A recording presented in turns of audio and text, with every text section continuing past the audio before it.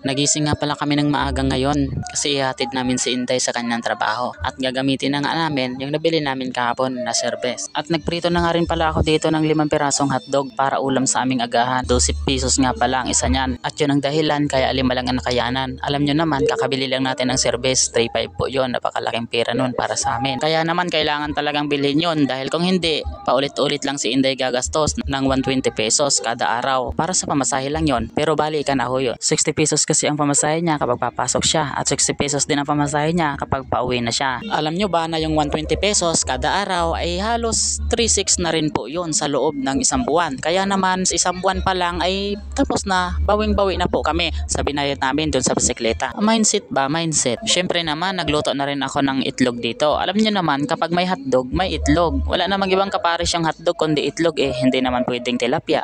At parang nahulog pa nga sa hagdan yung luto nating itlog dito dahil putlain. Pero okay na yan, ang mahalaga may pagkain. At kung umabot ka nga pala sa part ng video na to, idol, ay maraming salamat po. At kaya naman, oras na para gisingin ng aming anak para kumain. Thank you so much. Baby ko, gising na po ikaw po.